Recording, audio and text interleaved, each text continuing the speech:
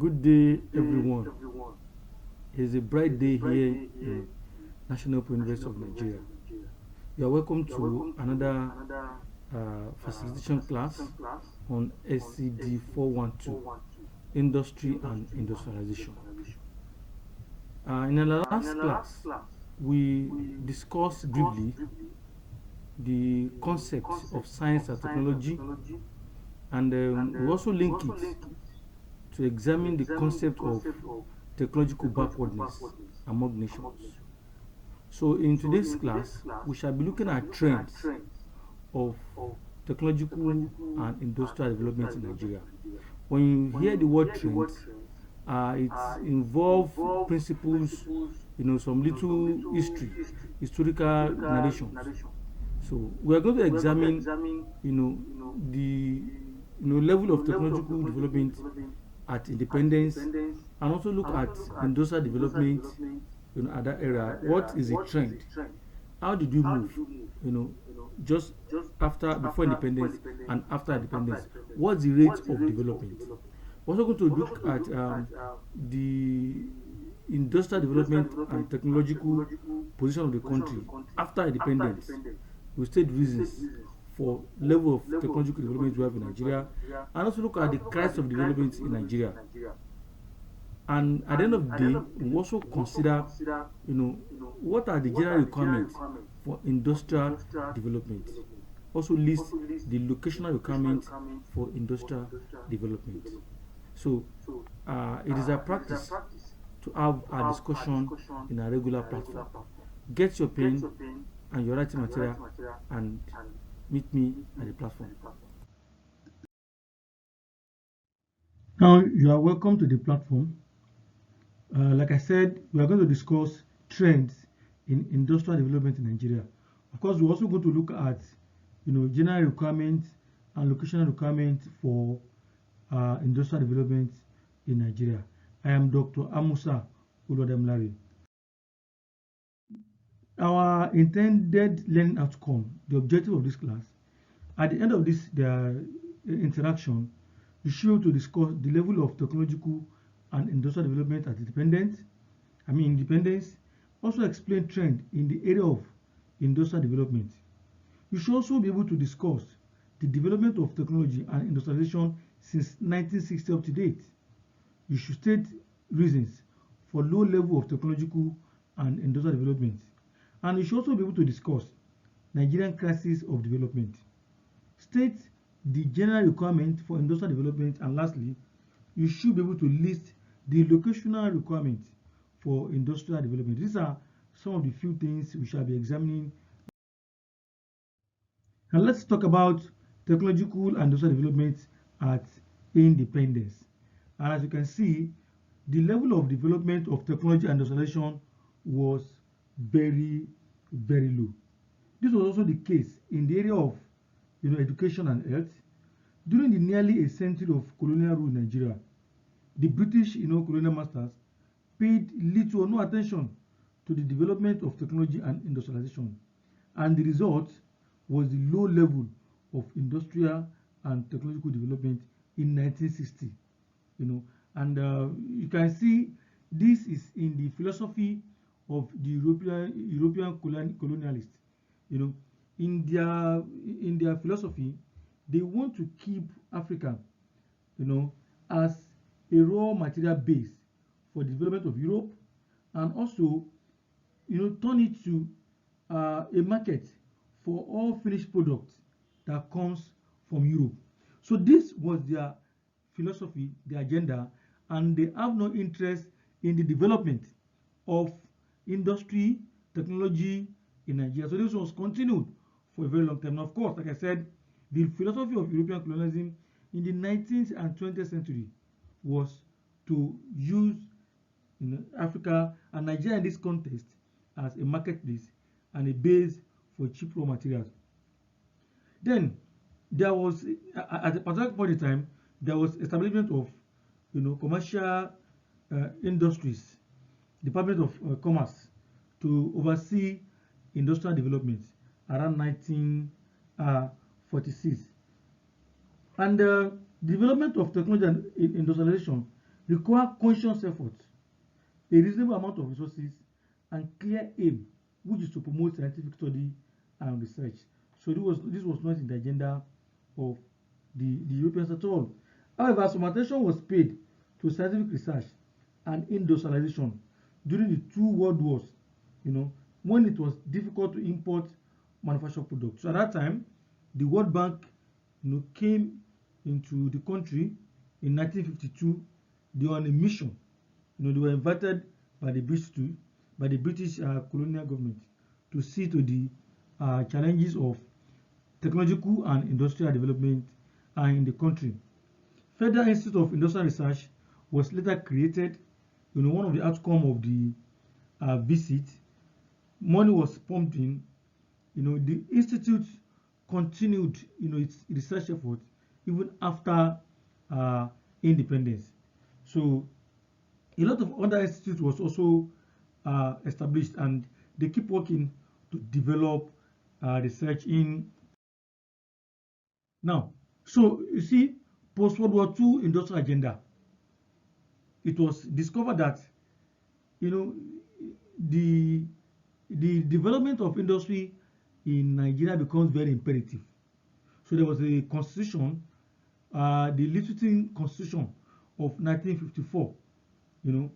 It transferred responsibility in that constitution. Now, there was a transfer of responsibility of industrial development to regions in Nigeria. So we have the Eastern region industrial agenda, the Northern region had their own agenda, and Western region. So there was a healthy competition at that time.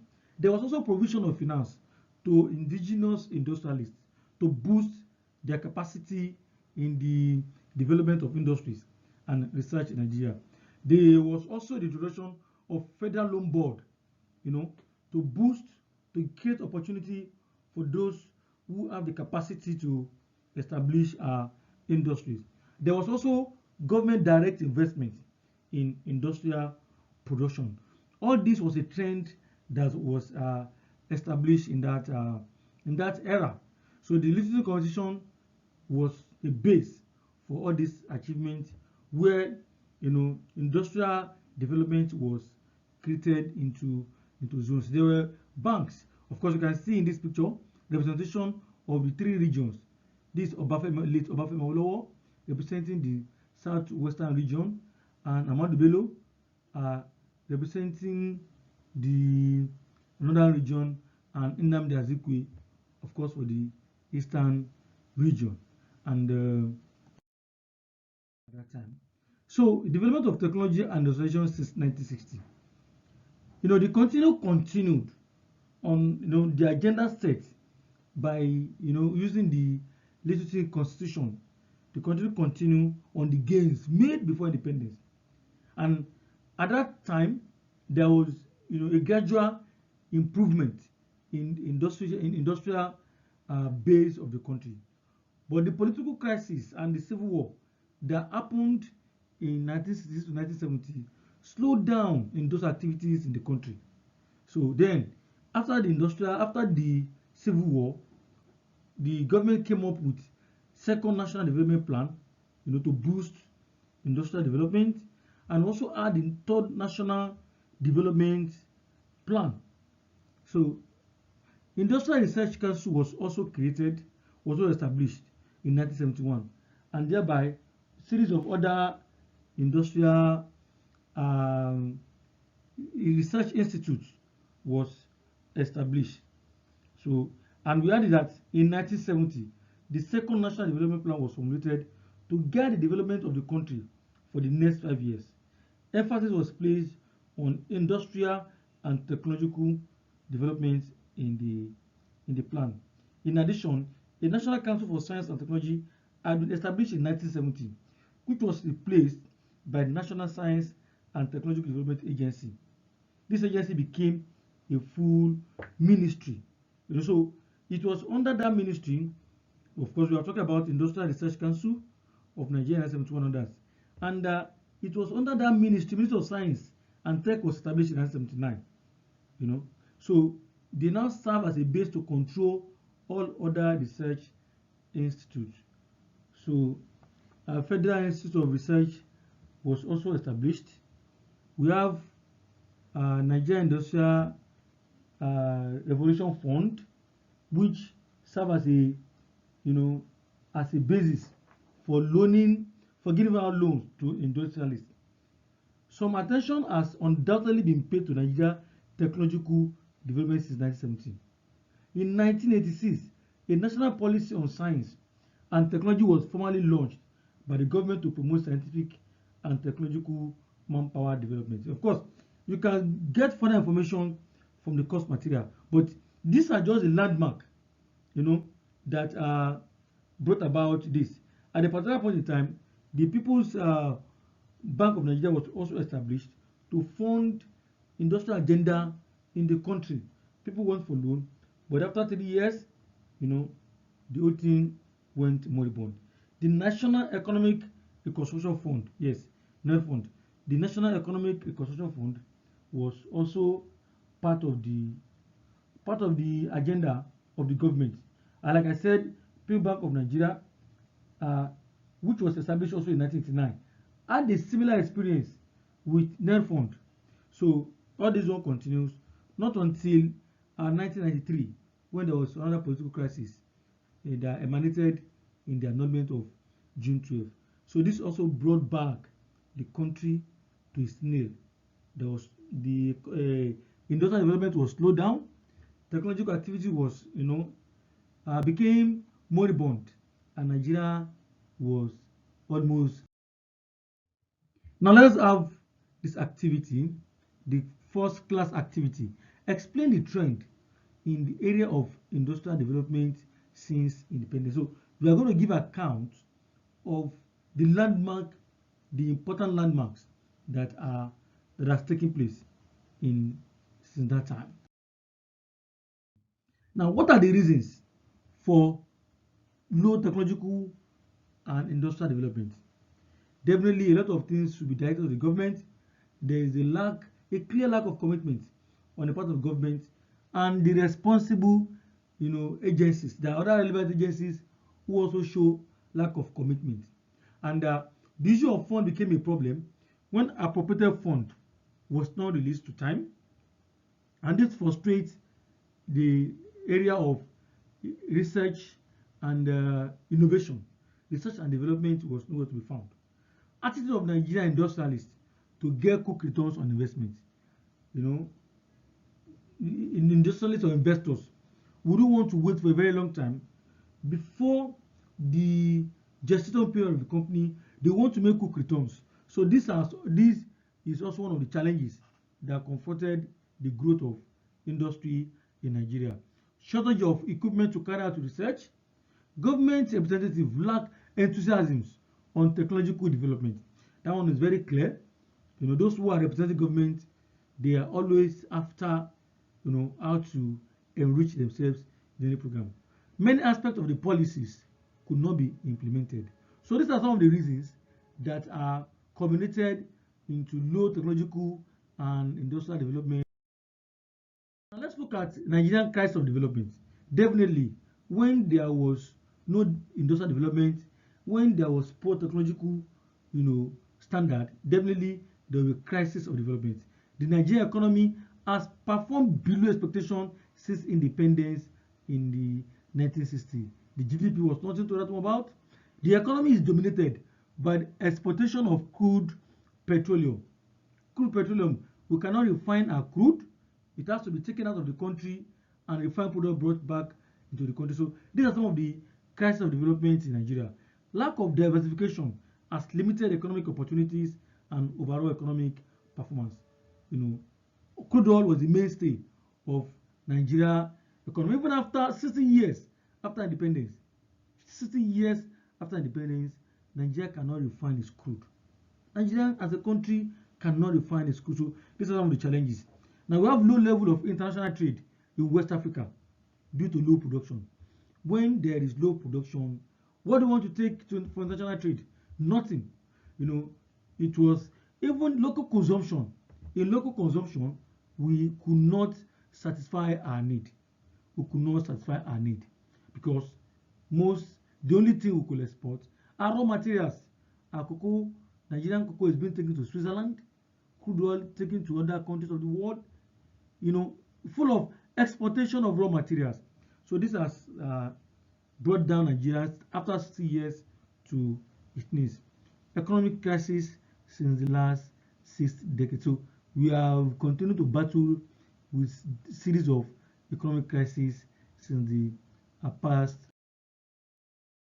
Now, let's look at general requirements for industrial development. If we want to get back to work and get our industry right, what are those things that need to be put in place? One, we must ensure commitment from government and other relevant agencies. There should be prompt release of appropriated fund for industrial development, for technological advancement. All those funds that have been appropriated should be what? Should be released. Formulation of implementable policies. We should do less talk and more of action. Policies that can be implemented. Policies that will not add to the rock. So these are also very important. Industrialists and investors should not be in a hurry to make returns. Adequate funding of research and development is also what? It's also required. Let's look at infrastructure deficits should also be addressed, at least with specific emphasis on power and transportation network. So this needs to be, what are the locational requirements for industrial development? We need to look what are the demands of our customers. What are the demands of our customers? So this will give us an insight in the area of industry we should go to. Of course, in Nigeria, the issue of petrol, PMS, premium motor spirits, is very key. Then look at access to raw materials and suppliers. So raw materials are abundant. Then this will also enhance locational requirements, where to situate the industries. There should also be linked with other businesses, specialists, knowledge that will enhance industrial development. So these are also very key in trying to determine the location of our industries. Water and sewage infrastructure should be looked into. They should be linked with research institutions such as universities. Universities across the country also play their role. So in citing the location of your industry, in consideration of the locational requirements, so these are also very, very important. Workforce catchment areas. Where do you get your workforce? It's also a very important point. Transportation considerations. Links with other businesses. These are some of the things that are very key. So it has been mentioned earlier. So these are some of the things required.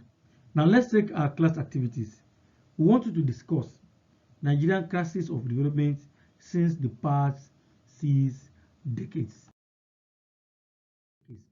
To wrap up, we have looked into how Nigeria has not fared well in our quest for industrial and technological breakthrough since independence. We have also looked at some of the challenges which has not been successfully tackled over the past 6 years. We continue to tackle them.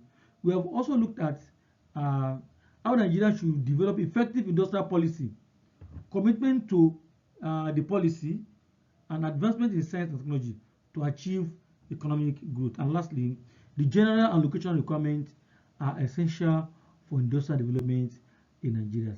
So on this note, we went to this class. Before we meet again, I say for now.